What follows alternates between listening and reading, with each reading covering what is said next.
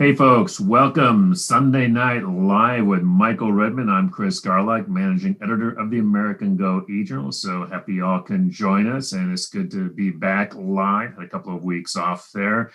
Good to see you, Michael. You're looking well. Hi, Chris. So we'll get into some of the nuts and bolts in just a sec, but let's just do our usual little check-in. You've had a trip since we last talked. Tell us about it.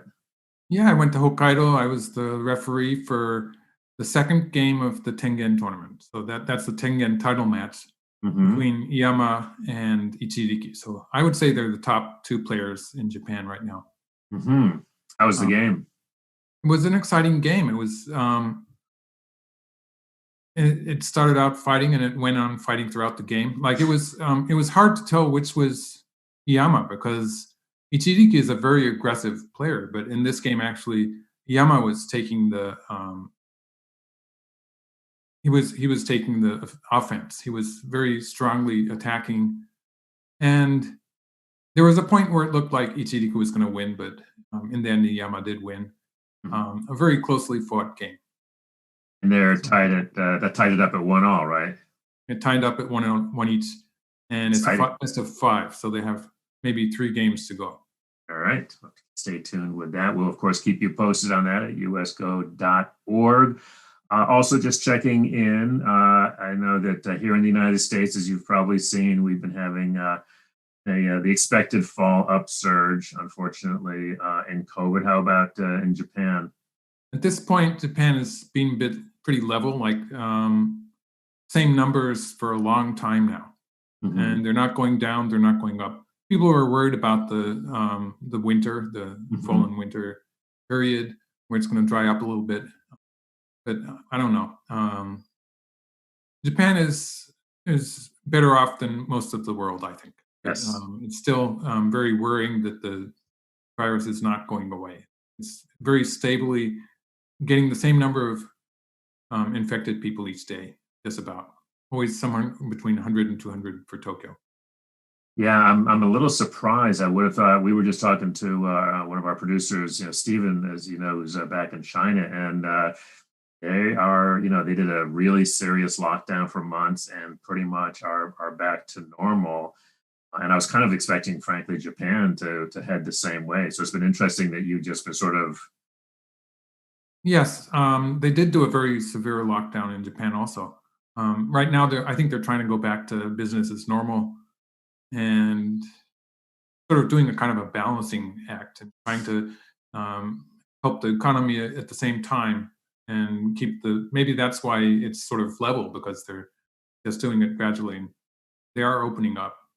Yeah. For instance, I got to have a plane trip to Hokkaido, which is How was that? Time in 10 months. Exciting, but it's only, you said, like about an hour and a half flight. So were you nervous about that? Well, I was nervous. They were very proud. The airline was very proud in saying that they were changing the air every 3 minutes, so we don't have to worry. And people do say that the real danger is in airports is in the airport itself. Sure. So like lining up and get into the plane and stuff like that. Right. Well, glad you went. Glad you got back safe, and it's good to see you. We will get into the game as usual, folks. Of course, we'll be monitoring, and Jared Meadows is our line producer today, and he will be helping monitor the chat. So any and all questions on pretty much any and all subjects, we're wide open. We're happy to be back live, so hit us with whatever you've got on your mind. I know we got some emails over the last couple of weeks. I'll try and dig out some of those as well. We're at game 48 and the AG versus AG. What can you tell us about this game before we get into it? Well, it starts out sort of like a big running fight out into the center, but not quite as bloody as you might expect. Like the groups that died fairly peacefully. So if you're going to go, that's the way to go, peacefully. Yeah. So cool. Relatively peaceful, maybe. All right, let's take a look. So Black is playing 3-4 points, and in this series of AlphaGo playing itself, it's still the master version. I get the feeling that later versions are where you start seeing a lot of these big shimaris like this, big corner enclosures. But this opening here is it happened about 3 times in this set of games, in this 50 game. Actually, it's a 55 set of games. So we got to this opening 3 times. And I think most of the time white was playing a pincer with this move, but black's not going to play that move on the side anyway. Like in this game, black played here. Another move that was played was this one. This was played a lot. Let's see. Yeah. This was played in the other 2 games that AlphaGo played with itself that were put out by DeepMind, basically. And so in one of the games, it played at A, which is a move that a lot of people have copied. And the idea is that if white answers underneath, it's going to be a slight advantage for black on the outside. And then white does stuff like not answering that and gets really complicated. Otherwise, the other game was where black just simply protected the lefts. And I think we've probably done both of those games already at some point. Yeah. Of course, before AlphaGo, what a human player would do would be playing somewhere on the side. Like if black did not want to play in the center of the side, maybe black would play this one. Or black could play just the Joseki move. In fact, a human player might have played that to start with. But yeah, that's just the way AlphaGo is. AlphaGo doesn't like to play this move in the middle of the side. It's still something I have trouble understanding somehow. Yeah. Although I have to say, these days it does feel a bit slow. I mean, you really just wouldn't play that these days. Yeah, well, it gets really, really complicated and hard to handle when white does invade there, when white pincers. So it depends on how happy you are with that. And again, here we see in the lower right corner, black is allowing white to press there. Like if black plays something like this, you can be pretty sure that white's going to press here. It's interesting that the scores with modern programs, they don't really go down that much, like black can crawl here. I wouldn't be surprised if the suggested move would be the slide here, which is something that black does when black is thinking of attacking this white group on the outside. So sliding here, it makes white's attachment at the 3-3 point less effective. And the comparison with this move is that when black plays here, white has all these moves on the 4th line that are sort of pretty much forcing. Whereas if black plays the slide, white doesn't have any such forcing moves. And so when black does continue with something like this to try to attack white in the lower right, it's more trouble for white to try to make a living shape. Like running out, white has to provide all the momentum on his own. Whereas when black has jumped here, white gets to push, and the players are both playing there. So white gets more speed moving out into the center of the board. Mm-hmm. So this is something that actually could be played, but since computer programs generally do not suggest the pincer here, we're seeing more and more players just playing here. So this sort of caught, and everyone's playing this way now. And now white pincers. So this is always a very strong attack. Of course, locally the move would probably be for white to play here on the 4th line. This is another way Go has changed after AlphaGo, is that we used to play this extension on the 3rd line.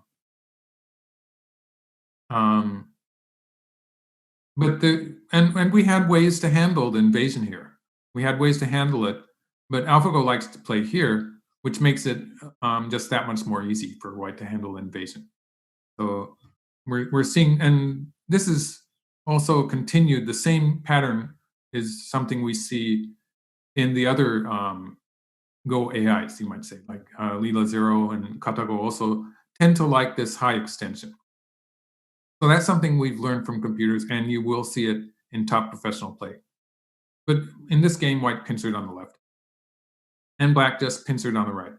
So if black had played here, I think in this game, white's going to push through here. This is the Joseki that, coincidentally, it was the Joseki that AlphaGo played with Lee Sedol. And in that game, AlphaGo had black. and this was game 2. It was the game Mhm. where AlphaGo played the shoulder hit on the 5th line. And yeah, I did my famous triple take. Okay, so in the game, black just plays away, and white gets to attack here. So we have these, when you have a lot of stones like this, you usually have to take responsibility. So this is a position where usually, in general, human players don't like to get into this kind of position with black because black has 2 weak groups on the left side of the board and has invested a lot of stones in them. So if black is going to throw away any of these stones, all of these stones will have become bad exchanges. Like in the lower left, black has exchanged with white's move here, which is a big opening point. And also in the upper right, white has this nice corner territory, which was given to white because of that exchange. And so usually the way humans played it in the past is that we would try to make use of these black stones by making a black territory on the left side. So this is sort of difficult for a human player to play. And it's why I have trouble sometimes doing the AI style, because this dealing with all these weak groups, it's usually pretty difficult. Like this is where it becomes easier for a human player such as myself to make mistakes, because I find it more difficult handling these weak stones. But of course, the computer is AlphaGo is going to handle it fairly well. Well, it just looks like black is divided up into 2 weak groups, and white is making profit on on both sides. Yes, in the progress of this fight, well, of course, already white has this territory, but white does have the idea that white's going to consolidate this lower left corner, which is it's never a complete white territory until white plays, for instance, something like this or something like this, which are moves that sort of naturally will come in the course of white attacking this black group. And so there's the added value for white that white's going to finish the lower left corner territory in the process of attacking black. And of course, white's going to be moving out into the center.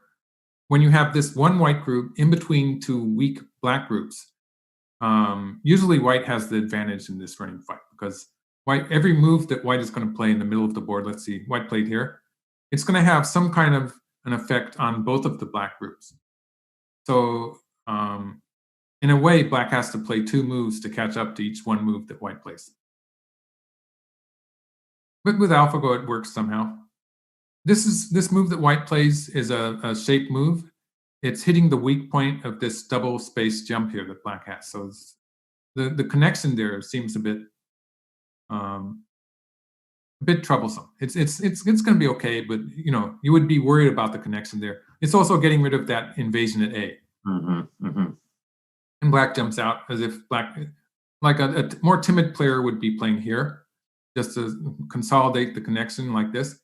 The drawback of this kind of play is that although it does make a better connection on the left here, it is strengthening white in the center. So like when white plays something like, I'm just guessing here, like if white plays something like this, then white will have a fairly strong shape in the center.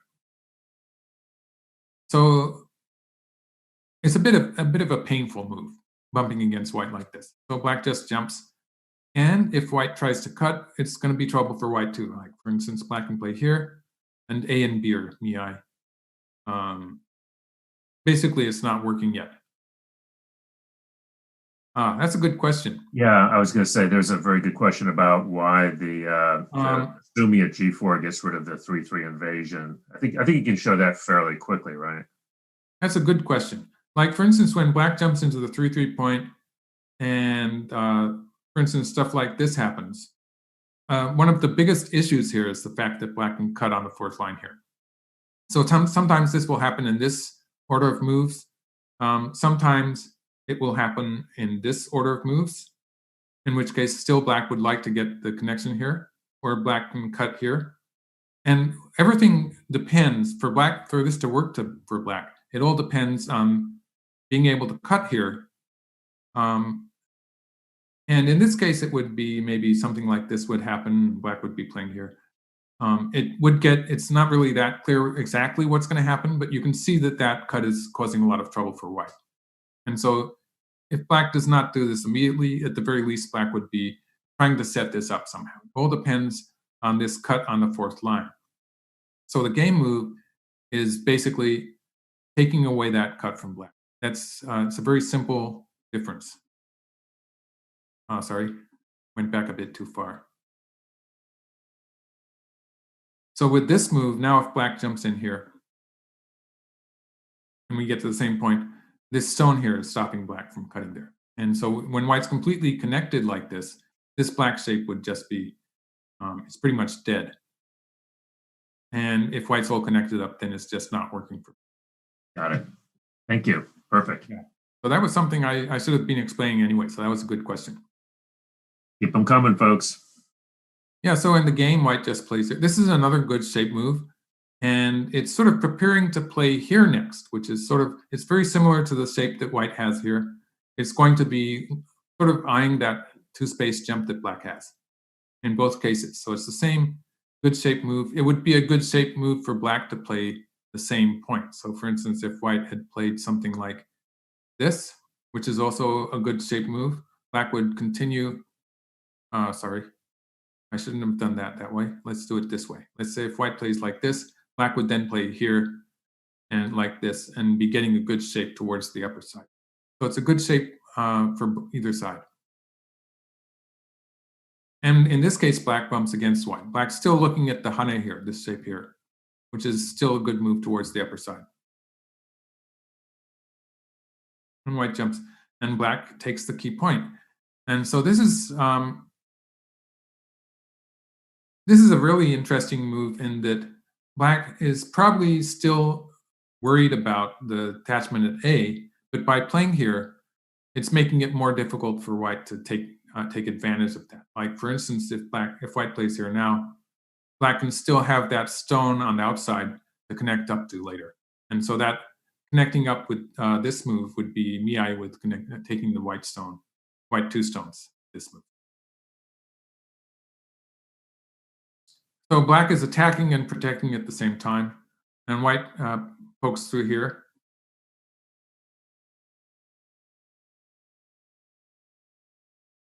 And black is, to connect up, black has to sacrifice those two. But the value for black is that this connection is now very solid.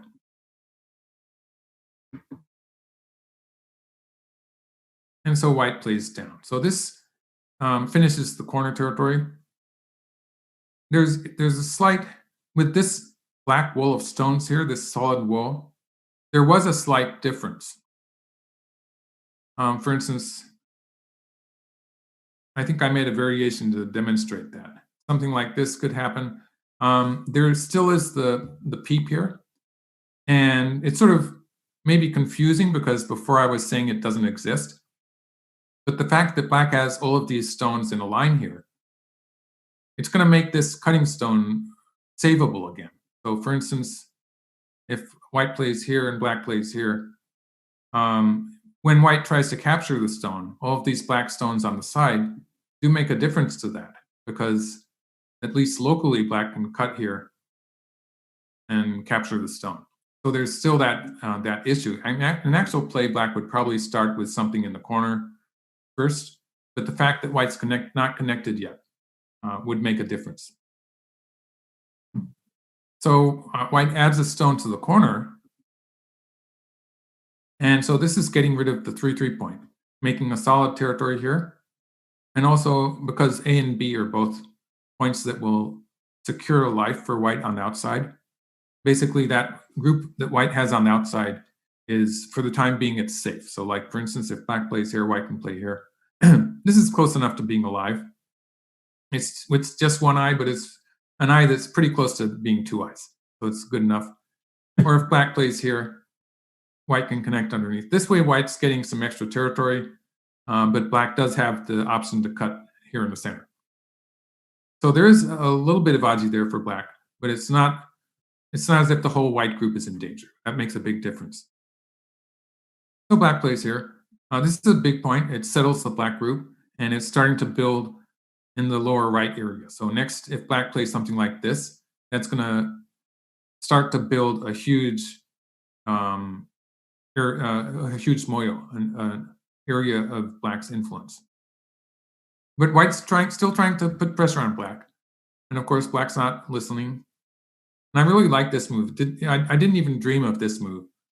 But basically, it's taking some of the, like I was saying, there is the idea that black can connect here, and if white plays here, black has the potential to cut here. So by playing this move in the center of the board, white is creating the jump here next. And so taking a lot of the power away from that black stone at A, which is still sort of like in a shape position. And also threatening to surround black on the left here with a move somewhere around the mark point. So it's moving towards that black moyo on the right. So it's sort of like the air reddening move that Shusaku played. It has a number of meanings. And black peeps, yeah, and then plays here. So this is the move that black was looking to play after playing this bumping against. And it's just going to make a very solid shape on the upper side. White ignores it, of course. And this black group on the lower left is looking a bit unhappy.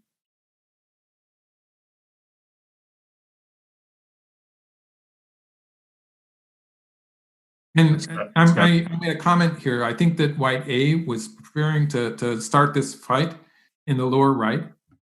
But that was more of a feeling than a complete reading of the position. So I could find no way to illustrate my feeling that this move at A is how exactly it's working. And so I just left it there. Like I think that move at A is making a difference because black's going to counter with this and start a fight here. And obviously everything on the right of this is black's area of strength. Oh, isn't that? Thank you. Are you okay? Yeah. So black has a very strong position on the right, but has a weakness here, right? You see the wedge here? It looks troublesome, right? Yeah, they kind of backed into this fight, didn't they? Mm-hmm. So if white plays here, I think I made a variation or so to try to figure this out. Yeah. So if white plays here, white has a choice now. White can cut here and go after the two stones. In this case, black's probably going to take and push through here. And you'd think that like white taking two stones and black only getting one would be good for white, but it's not so. Because this group where white has captured two black stones actually it's going to be coming under attack fairly soon. It only has one eye. It's a big eye, but it's only one eye. It's a big eye, but it's actually black pushing through there at 6 was a pretty big move, and it was forcing white to protect that group on the left.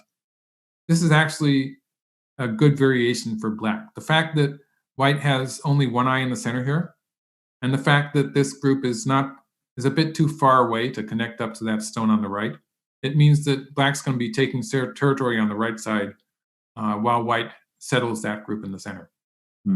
It's really interesting how this fight turns around that way. So actually the strongest move for white would be to play here. And in this case, white just captures black on the left side. White captures black on the left side, but this is bad for white. It's just too much in the center of the board. You already had an option to capture those stones with D7 anytime. D7, yeah. Well, the two stones, yeah. White's captured the whole group now. It's more territory. If you like territory, maybe you'd jump at this, but the center is just too big. So this is no good for white. Well, and it's not just the center. It's also the right side. The whole 2/3 right side of the board is just. Yeah, it's not as if the whole area will become black territory, but black really needs only, well, even a third of it. Like, usually you would assume that something like half of this is going to be black's territory. That's going to be a huge win for black. So white plays here, of course. And how do I explain this move? Basically, I think I made some variations. White is still looking at that wedge, but is trying to get some forcing moves here. So like if black plays here, white's probably going to curl around here And yeah, this was really complicated. Basically, white's trying to is threatening the black group on the left. Like white has the option of playing this at some point, and in some cases, like if white gets a stone here, then white will be threatening to attach from this side, a more powerful attack. So white has all these forcing moves towards that black group on the left, and is trying to make sabaki, trying to make shape for the whole area there on the right side of the board, just by playing some forcing moves. So that's the basic idea. I think I made some variations, and then I found they were more confusing than not having the variations, so I stopped there. Hmm. So now black peeps here. This is getting rid of the wedge and pushes. And now white plays here. So the idea with this move, yeah. The idea with this move is that black would usually want to protect the corner, right? Seems very natural move. But white would then play here and here. And black has to go back and capture that one stone. So this would be relatively easy for white to, for instance, capture a net-like position. This would work, for instance. This is one way to do it, or white could actually just capture. This might be better aji, just capture like this. So black plays here, and white pushes through. Black finishes off the center. They made this trade. So this is what made the game relatively peaceful, this trade that they had here in the lower right. If black had instead, for instance, to go back to this point, if black had played something more like this or like this, it would have been a more a fight in the middle of the lower right area, which would have been a bit more vicious. But of course, white is aiming at moves like this or like this. In some cases, white will still use the wedge. So white has all of these things that white is looking to play at some point. For instance, if black continues with this move, black can get this in, but then white would be would still have that. In this case, white would start here. White would still be putting a lot of pressure on that black group on the left. So actually, this white does have some aggressive potential in this fight here. Although white looks so weak there with so few moves on the right, black's group on the left there, it just doesn't have any eyes at all. So that's a weak group also. Interesting question, and I was sort of thinking about it. And for the game move, would you consider that a probe? Well, it's a bit too aggressive to call it a probe, really. Right. It is true that how white continues will depend on how black responds. And so it is sort of a question move. Right. But it's a very, white's really ready to just plant his feet and have a big fight here. Right. And as we saw in the previous variation, jumping and attaching here on the left is one way that white can continue to attack black on the lower side, in the lower left area. So white does have some very aggressive ideas here. Right, and that's what I was thinking it because it really is, looking very directly at that group on the left, so it feels more aggressive than a probe might be. So that's a good answer. So like if we have a position like this, it's you can always already see that white is sort of looking at having ideas of cutting black off. I'm playing very strongly here. So yeah, it's sort of I sort of hesitate to call it a probe. Sure. Although like when black does. It is, in a way, the fact that white did not start with this move. This would be the most simple move. The fact that white started with this first, in a way, it is sort of a curved ball. It's not. It's not very straight. White's saving that move in the center. White's saving that move in the center at this point for next move. So white was not really completely committed itself in the fight. And when black plays this, we are heading towards a trade. Right. And actually, there was a question about that trade in that variation where white gets the lower right corner. And the question is that since it's such a big corner, they're wondering, how is that a good trade for black? Well, locally, obviously, it's a success for white. Sure. White got a lot of territory there in the corner. Yeah. There's probably still some Aji, and Black basically has no choice because in order to justify this move where Black is cut and pushed through to cut White off, Black cannot really allow White to connect up like this in this variation. So Black has to continue in the center. So it's just a trade where pretty much the corner, like Black has some Aji here from the side, but outright living in the corner looks a bit difficult. Hmm. So White has captured the corner. But the center here, this area, now Black has a lot of potential for a big area in the upper right area. So that's what Black is getting back. And so although the local fight went really well for White, when you have big areas like this, really how that turns out is going to be very important in this game. And there's the fact that Black is Black is still eyeing this group that White has on the left here. Like if Black Black did play that move. If Black plays this move, now we have the fact that the connection here is going to be threatening those White stones in the center. Mm-hmm. And then if Black continues with something like this, the whole White group will not have eyes. So Black is actually looking to attack the whole White group here. And I think White protected this side. It's obviously not so clear when that Black group in the upper left is not so strong either. But Black is trying to molest the whole White group here. Right. And in the process, Black is hoping to get a big territory on the right side of the upper right area. Well, and part of what I think you're saying, and actually another one of our viewers, I think, got this as well, is that another part of the advantage for Black is that left-hand group, which had been under attack, is not only very thick now. Yeah. It's turned into a weapon, as you've just been showing. Right. It's now going on the attack against White. So like it's a clump of about 10 points, which partially makes up for the corner. It's not small, the nice little territory Black has in. But Right. Basically the idea that if Black gets territory with a borderline somewhere around there, that was a squiggly line, but anyway. If Black gets a borderline, something like this, it's going to make up for the whole lower right corner anyway. Right. Yeah. Right. So Black plays there. You can see Black's sort of moving towards that borderline there. Mm-hmm. And White cuts here. Yeah. The kind of move that, like, you wouldn't really think of this, but the ladder does favor White. And Black plays the peep here. So we got this trade on the upper side. With this trade, like, White had a lot of issues here with the two knights moves here. And nothing was really completely connected up.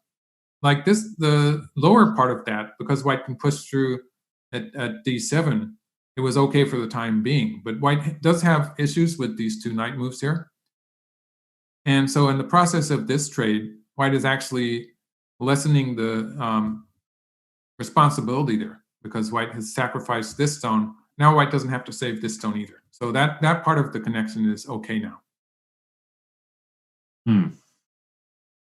And White extends. That's getting rid of the Aji of a Black move here, which would have been a bit troublesome before. But with that White move on the right, White's more or less taken care of that. And next, White will be moving towards the center of the board, for instance, somewhere around here. We're going to try, maybe White's going to try something in the corner. Black connects. And at this point, White doesn't have time to connect up at A, because the whole White group doesn't have any eyes. So White's just sacrificing that. And it's about 20 points. It's about 20 points, but for the time being, the upper right area is more important.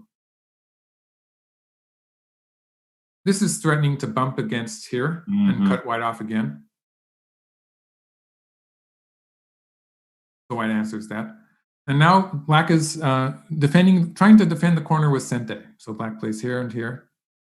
And now White attaches. So you see this in top human play also. But the fact that, like, if White had played here, then Black would probably play something like this. And it would turn into an endgame position. Everything would settle down. And Black would be getting a pretty good borderline for that upper right territory. So White tries something now. before black gets that extra stone at this point, and white's going to try to make some trouble. But played here anyway, yeah. So I guess it's similar, because now white's going to try something, and obviously this group is going to die. AlphaGo doesn't care, and white cuts here. This is actually where, let's see, black did not. Right. So if black had escaped, what happens is that white can play these forcing moves and then play here, and black, basically black is in trouble because black has to worry about this move cutting black off on the upper side. Oh, I see. And Yeah, the two that's it. stones. Yep. So black would continue this way, but white would cut black off here. Black actually can capture white in the center of the board, but white's going to live in the corner now. So this is the variation I worked out, in which case Good Lord. black continues to kill in the corner, then white can connect underneath here. Like this. Actually, black would not connect there, but you can see white's connected up anyway. So it would be like this. That would just be bad for black. So even though white's losing a lot of stones in the center of the board, when white can live here, this is a success for white. Like living in a corner like that is somewhere in the vicinity of 30 points. So at this stage of the game, it's really big. Even though it looks really ugly in the center of the board, most of that was going to be black's territory anyway, so it doesn't matter. I'm sure everybody had that all read out. Are you talking about the people on Twitch? Yes. Yeah, of course. Yeah. Although we do have a question. Go back to the R17 invasion. R17 3 point. Yeah. So the question is about the probability of survival, but I think what you were just showing is that it's not so much necessarily about the local survival as it is about other things that white can get out of that, right? That's well put, yeah. Well, like for instance, if black plays here, I would expect that white's going to do something immediately, like this maybe. And in this case, the fact that black does not have extra stones in the area is going to make it really difficult for black to continue. And so white would be offering a ko in the corner if black plays here. So maybe white would be doing this immediately. So in some cases, I think white is planning to do something immediately, and that would explain why white is playing it instead of playing the normal move here. Just doing it one move early to see how black responds. In the game when black plays here, I guess like this would be really difficult for me to read out in a professional game even. It's a very complicated fight, but white is just trying to get something extra. White's going to die here, but white is trying to get something extra.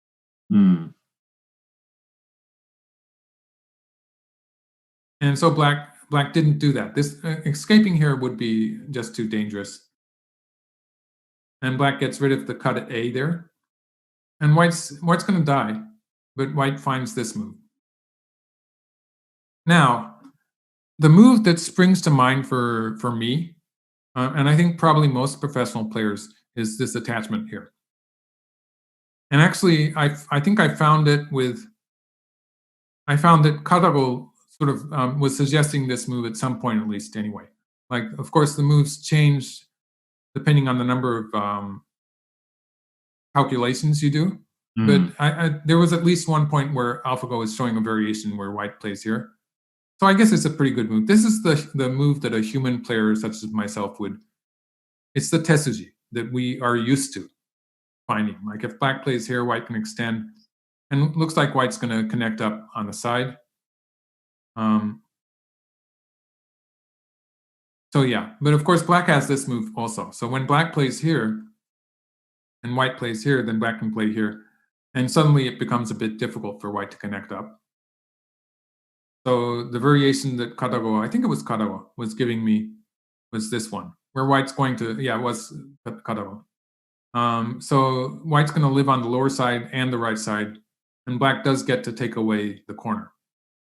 So this would be a trade. fairly even, I think.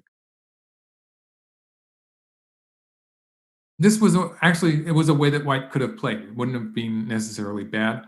But in the game, white starts with this. And with this move, white is still sort of eyeing this black group on the left side. You probably forgot that this black group at some point was weak.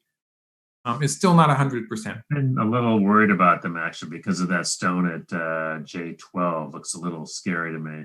Yeah, it's still there with that double peep here. It's maybe going to happen, maybe not. Yeah, I've been worried about that. So basically, I think white seems to have ideas of making an eye in this general area.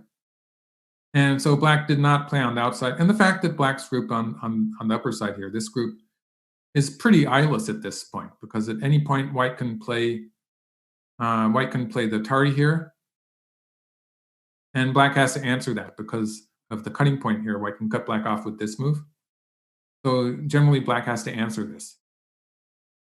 So it means that black group on the upper side is not alive either. So white is looking to put pressure on that black group at the same time. And black plays here. And now white plays. You can see white's returning to the center of the board here and thinking of that attack on the left. And black has actually pretty much captured that white group on the right now. Pretty much. Yeah, pretty much. Which is not the same as actually having captured the group. Pretty much. In actual play, nothing strange happened there. So I'd say black's captured it. Okay. Yeah. So this is a standard Tessuji. Like if black had played something like this, there would still be some potential to get something like a ko here. But it's really dangerous to do this. It's not necessarily even good to get the ko. So usually it's better just to play this question move and see which direction white wants to play. Like if white plays on the outside here, it's going to be fairly easy for black to make a living shape. This would be alive already. So white plays, I think white played from inside, yeah. So this way, if white had played here, I think black can continue with, well, maybe black will just play this way. And if white captures the stone, black can connect up in the center. And if white pulls black, later on, this is going to be forcing to looking at the clamp here. So the idea is to increase black's territory here and reduce white's corner. So this kind of endgame move is almost always better than actually trying to live in the corner with something like this, because white's going to be strong on the lower side anyway. So it's not as if there's any attacking value in this. And white pulls back. So compared to white playing here, this is just taking away any forcing moves that black might have. So black doesn't have any forcing moves towards the corner anymore. And black attacks here and cuts off the white stones.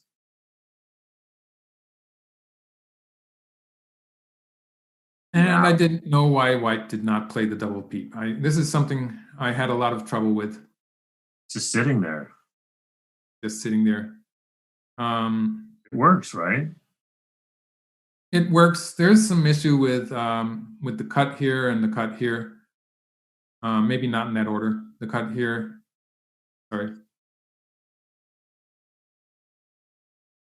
And some ideas that black can cut white off here, which could be the reason that white was being a bit careful there. I'll just leave it there. Like this is really complicated. Yeah, something like that. In the game, white bumps against here, but it looks like after this point, I had a lot of trouble finding anything that looked like it could be a win for black. And it's going to be another half point anyway. And Katabu, I think, was suggesting that that white had a larger lead. And so it might be the case that it's just a win for white anyway. Okay. It doesn't matter. And like AlphaGo doesn't care whether it wins by half a point or several points. Okay.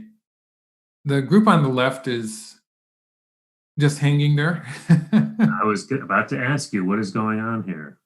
It's going to be difficult for white to kill it because white has to take away the eyes. Let's see, how would white do that? Let's say white plays something like this. So what I'm saying is that there's going to be B and C here, A, B, and C, a combination of A, B, and C. Oh, I'm doing it with the bamboo joint. So Yeah. the black group is this position on the left here. It's going to be relatively difficult for black to make an eye there. Like black's going to have to use one stone, a move, to make one eye there, and then white will be able to take away the eye in the center. So it's difficult for black to locally live here, but black can counterattack with this. And in this case, it's going to be a ko because that black group is not connected. Except for the ko, yeah. So it's going to be a ko on which the life of this white group depends. And of course, the upper side is going to take some damage also. Yow. Yeah. For instance, like if white continues with something in the center, then black will be able to capture some white stones with this. Yep. Yep. And so that's a code that's going to be fairly dangerous for white also. In the game, white just doesn't do it. Like I guess it knows it's winning by half a point or something. Right. White connects here. So now black has to do something about that group on the left. And with this, black has an eye at A, and the second eye will be at B or C. So if black can capture the white stone at B, or actually on the left side, black would play at C. So let's just show that. Like if black plays here, it looks a bit dangerous when white plays here. Yeah, that looks scary. So the safe way to make that eye would be to play here, and then this point and this point. So like if white plays here, then black can play it. Now black has plenty of room for an eye there on the left. And does have an eye there in the center. Black might play the Atari first. Let's have black play the Atari first, maybe. That would make it very clear. So yeah, it's clear that black is somehow alive. AlphaGo would find a more profitable way to do it, I'm sure. And black cuts here. The whole idea is that black is trying to escape with that black stone in the center with a move at A. So basically, pretty soon, black's going to save this stone. And black wants to cut there first because now white, it's a very fine difference. Maybe I'm getting into too much detail. But for instance, if black goes here first, then white's going to play this way. And now, of course, if black cuts here, white's going to be able to capture from the center. So there's a bit of a difference there in how white captures that black stone. And there's some value in forcing white to capture from this side first, so that now if white continues in the game, if white had continued this way, which in the other variation, this was more profitable, but in this variation, it's just giving black. Now when white captures this stone, it's going to be a false eye. So there's a slight gain there for black. It's a very fine difference. Like in this variation, it's just maybe a fraction of a point difference. But as you say, it's a really close game, so it's a really close game. It's something that you notice. And they had a final chance here to make it exciting. Looks like white's about to cut, right? It does. And this would be a disaster for white because black's going to push through here. And white captures 3 stones on the left, but this on the right is going to be bad for white. Black wins the semi. Oh, and actually, in this case, black has killed the whole group in the corner. So white doesn't want to do that. No. Sacrificing 3 stones or sacrificing some stones, white might survive, like in this with something like this, but it would be bad anyway, even if white survives.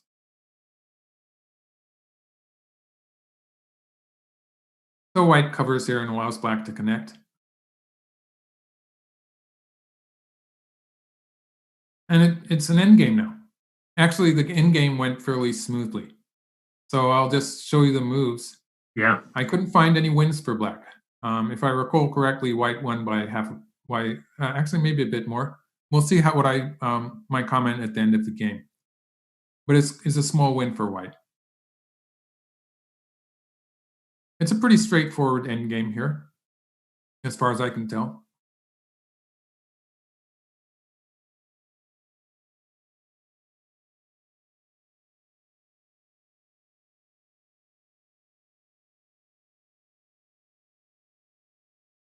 These endgames are, if you're interested in endgames, the I'm AlphaGo just, endgames are worth studying. it really, it's just, Sometimes the AlphaGo games actually the level is very high. Like in the Lightning games that Master played against humans, it was so far ahead that it was giving points away a lot, but right. not so much in these games. Like most of the end game is played fairly exactly. And there's some moves that I sort of suspect, thinking that maybe AlphaGo is giving away some points. Back up just a sec here. Explain this sequence where black just. The upper side? Well, those last moves by black was all those Ataris, but they don't actually work. Oh, you mean on the upper side here? Yeah. Yeah. Well, like if that became a white territory as it is, now we have a black stone in here and a black stone in here. So those are two captured stones. And let's just count it like, say black plays here and white plays here. That's 12 points. If we count this one as 2 points, that's 12 points. So in the game, when black cuts here, it's not going to work. But that's if we count 2 points here, that's 2, and then 4 stones here that white has to capture. So that's 10, and then it's 11 at the point where white is just connected. So that's a 1-point difference in white's territory, and it's going to eventually be 2 forcing moves from the outside. So I guess they don't really matter. But black is going to get one of these 2 points as a forcing move.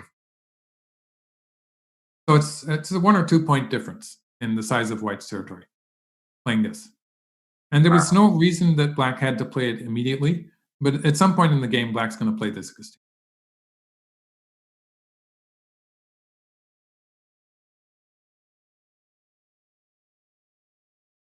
And like there's these positions in the corner where locally it would be better for white to cover here, but then that would be a Sente endgame play for black. And having this eye here is going to make a difference in black's territory on the side. And so white is losing some territory in the corner in this sequence, but white gets Sente and is going to force black to put some stones in, a stone there in the side. And, calculating these trades, these little trades is sometimes pretty complicated. Actually, I made a mistake there. On the upper side, I was counting this one as an eye. Right. And in doing that, I forgot to tell you about the fact that eventually white's going to have to put a stone in there after capturing those 4 stones. That's an extra point that white loses. Yeah. So after white captures that bent 4 shape, white's going to have to add finally another stone there to make 2 eyes. Right. So that's another point that black has gained in that exchange. That's very clever, very elegant. So I can demonstrate at the end of game on what I'm talking about here. Right. So white was actually 2.5 points ahead at this point. So it was still a fairly large. I think that there was a point in the game where it was going to be a half point, because white did play just a little bit slackly. According to my analysis with Karo, it seemed that white was playing just a bit weakly in the center of the board. And there was a point where it seemed to be a half point difference. But it's 2.5 points now.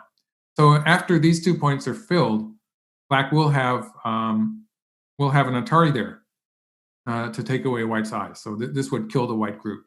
So the fact that white has to add 1 more move there on the upper side, that's an extra point that black gets. So black gains something like 2 points, slightly more than 2 points there on the upper side. by Wow. playing that exchange. So as you saw, it ended up being a fairly peaceful, almost human-like game in that everything was traded, and that upper right corner group that died for white, that was something that I can explain. The fact that white was using that to get some forcing moves from the center. It was a fairly straightforward um, trade that they did Hmm. there. But it wasn't quite as confusing as some of those AlphaGo games are. No, in fact, there were some comments to that effect that this did not seem as confusing as many of AlphaGo's games. Although I think that is all credit to you for being able to explain it so that we mortals can understand it. But it also seems to me that this is a good example, especially for amateur players, Yeah.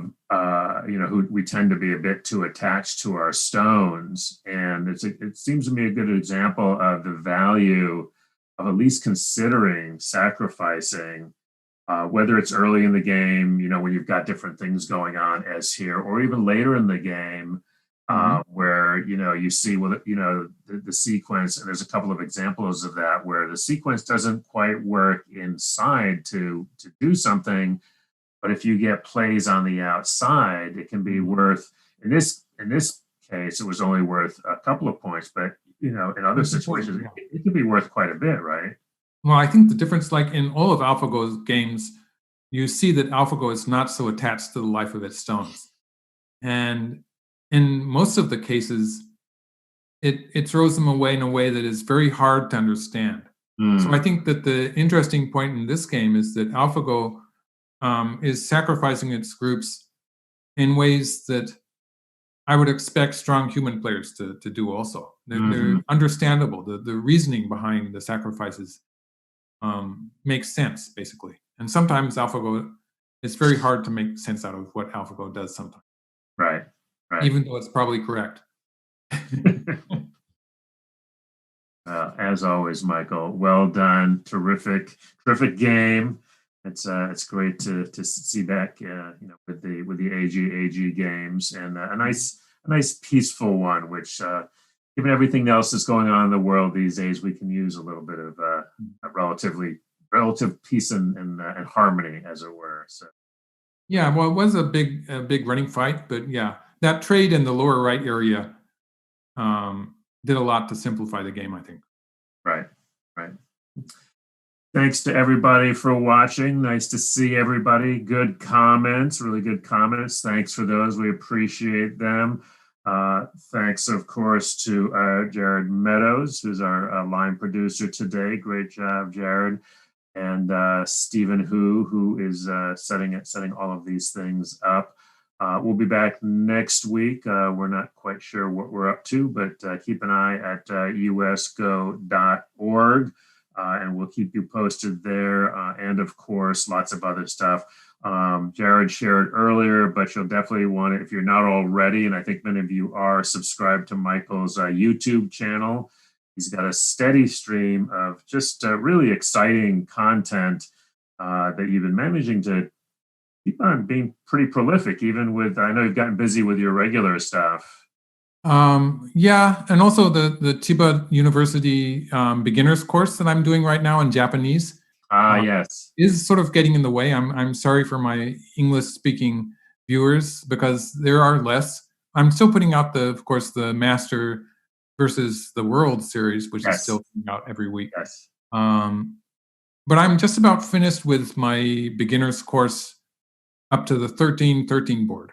Ah, okay. And then in December, another course is I have to make videos for another course.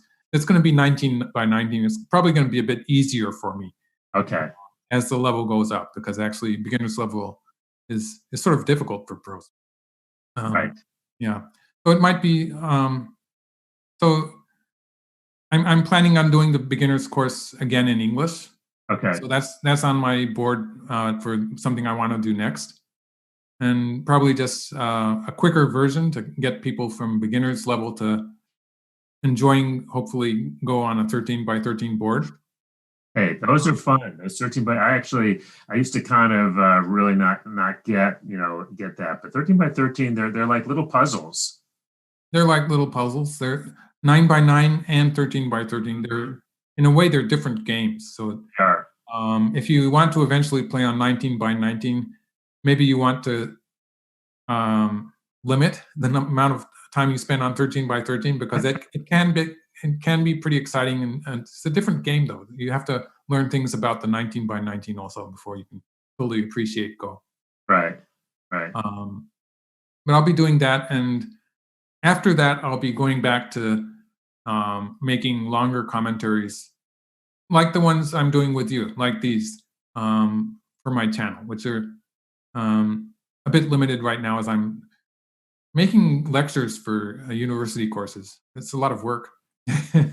Well, as it should be. My wife is a Yeah. college teacher, and these are people who are paying, and so And they get a credit for the course too. yeah, yeah. So they're taking it seriously, and so you're doing.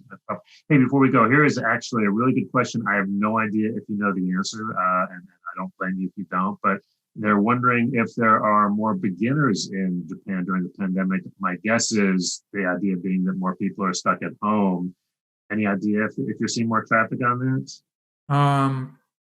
It's really hard to know, really. I think when people are doing stuff on the internet, wouldn't you say the same is true of AGA? When people are doing so much on the internet, it's really hard to know what the numbers are. It is. It Um, is. I mean, it seems sort of obvious that might be happening, but I can't say that we have any evidence of that. yeah, it would make sense, but I don't really know. Right. I just noticed that just about everyone is sort of moving to the net because they're still hesitant to go into little crowded go salons. Like You they're think? little rooms and a lot of people in them usually. Although, Usually. although I've been in Japanese Go clubs, and there's enough smoke in there that it seems like we kill just about any virus that might be there. Oh, I think a lot of them have gone to non-smoking now. I Actually, know, I'm yeah, teasing, but I'm yeah, a, I'm a non-smoker, so any amount of smoking I've always thought was fairly yeah, noxious. But yeah, no, I think that's right. I think it does seem. I mean, here in DC, we have the National Go Center, and I haven't been there since we did one of our paella Friday night paella things back mhm. in I want to say February actually. So Oh, yeah, yeah. It's difficult for people to be going to crowded spaces at this time, and so a lot of people are moving to the net and teaching also. right, Like, yeah, so maybe so beginners too. Hopefully, let's hope. yeah. All right, folks, great questions. And again, follow us on usgo.org. And of course, subscribe to this channel and you'll know when our next stream is. So until then, everybody stay safe, keep playing. Thanks again, Michael. We'll see you all next time. Thank you.